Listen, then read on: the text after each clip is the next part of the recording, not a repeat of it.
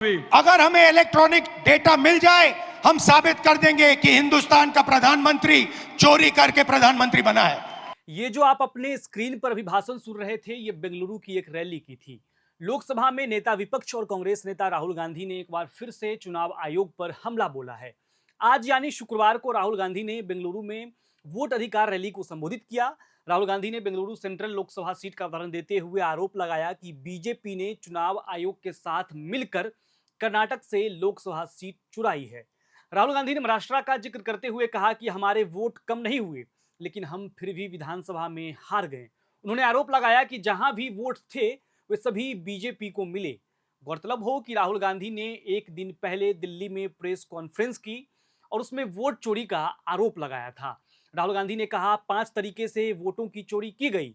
राहुल गांधी ने वोट अधिकार रैली में आरोप लगाया कि मेरे आरोपों के बाद चुनाव आयोग ने कई राज्यों की वेबसाइट को बंद कर दिया है। राहुल गांधी ने कहा कि इस मंच से मेरी मांग है कि चुनाव आयोग हमें पूरे देश की वोटर लिस्ट के डिजिटल फॉर्म में दे। राहुल गांधी ने कहा अगर आयोग ऐसा करेगा तो हम साबित कर देंगे कि सिर्फ एक सीट चोरी नहीं हुई है। राहुल गांधी ने कहा कि ऐसा सिर्फ कर्नाटक में नहीं बल्कि पूरे देश में ऐसा हुआ है। राहुल गांधी ने कहा कि चुनाव आयोग बीजेपी का नहीं है। उन्होंने कहा कि चुनाव आयोग संविधान का है। उन्होंने कहा कि कर्नाटक में एक से अधिक सीट चोरी हुई है। इस दौरान राहुल गांधी ने संविधान को भी दिखाया। राहुल गांधी ने संविधान एक व्यक्ति एक वोट का अधिकार देता है। राहुल गांधी ने कहा कि संविधान एक व्यक्ति एक वोट का अधिकार देता है। राहुल गांधी ने कहा कि संविधान पर आक्रमण करने वाले नहीं बच पाएंगे। उन्होंने कहा कि संविधान देश की आवाज है। राहुल गांधी ने चेतावनी दी कि अगर आप संविधान पर आक्रमण करेंगे तो मैं आप पर आक्रमण करूंगा। उन्होंने कहा कि नरेंद्र मोदी 25 सीटों की मार्जिन से देश के प्रधानमंत्री हैं। राहुल गांधी ने कहा कि हमने खुद की जांच से साबित कर दिया है कि सीट चोरी हुई है। राहुल गांधी ने कहा अगर इलेक्ट्रॉनिक डेटा मिल जाए तो हम साबित कर देंगे कि देश का प्रधानमंत्री चोरी करके प्रधानमंत्री बना है। राहुल गांधी ने कहा पूरे देश को सवाल पूछना चाहिए। उन्होंने कहा कि आखिर चुनाव आयोग डाटा क्यों नहीं दे रहा है। राहुल गांधी ने यह भी कहा कि टाइम लगेगा लेकिन हम आपको नहीं छोड़ेंगे।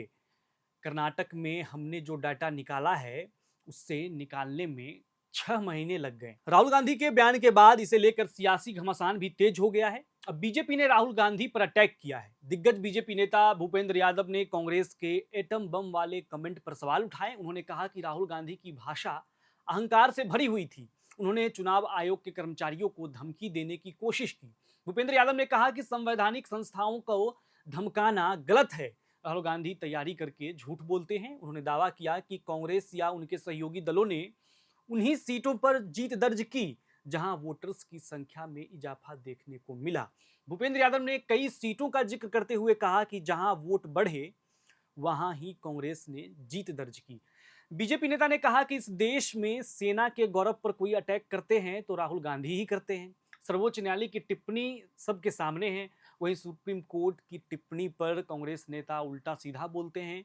इस देश की आर्मी, चुनाव आयोग, न्यायपालिका जो स्वायत्त संस्थाएं हैं, ऐसे में संविधान का पालन करने वालों का कर्तव्य है कि वो संवैधानिक संस्थाओं को लेकर अहंकार वाली या धमकाने वाली भाषा का इस्तेमाल नहीं करें।